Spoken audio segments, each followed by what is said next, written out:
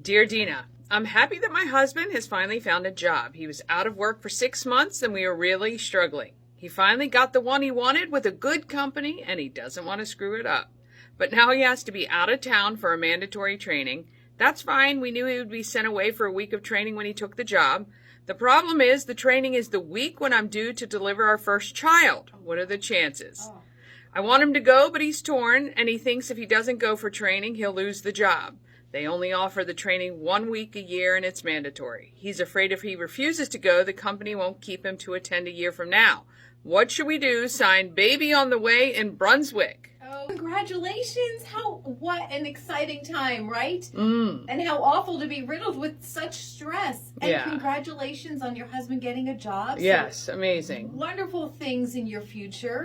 We're very happy for you. So yay, yay, yay. All right, so here's the deal. Relax, take a deep breath. It's going to be okay.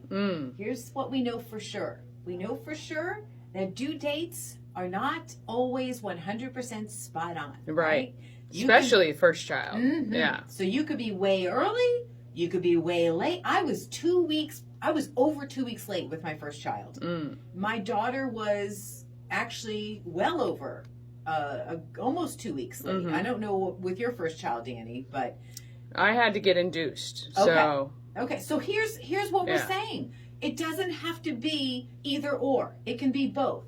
I would say that your husband has the conversation with their employer. Odds are in today's work field, a lot of companies are way more family friendly than they used to be. They like the fact that families are coming first in our lives. They want to honor that and appreciate that.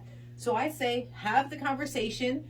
I'm sure they're going to be excited. And perhaps, just perhaps, your husband can be on call and they would agree to, if you were to go into labor during that week that he has this mandatory training, he flies home. So he doesn't miss the birth of your first child. That's a big deal. You will regret that. I think you will regret that.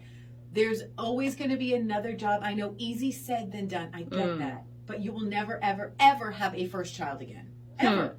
And if something went wrong, I only know speaking, our first child was born very, very sick and almost died. If my husband was not there and we went through that differently, I think it would have, I know it would have affected our marriage, in some way. I'm not trying to paint worst case scenario. I'm just trying to share with you, it doesn't have to be either or, in my opinion. I think it can be both.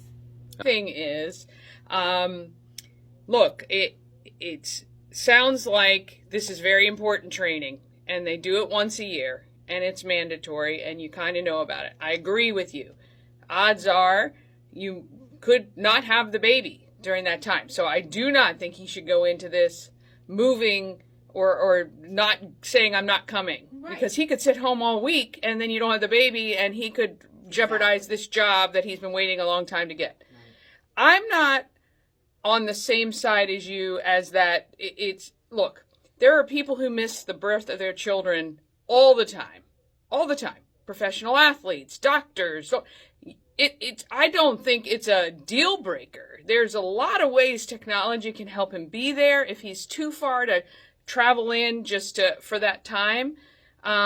So I don't think for me it would be affect the marriage because he would not be available if that were the case. So only if something bad happened.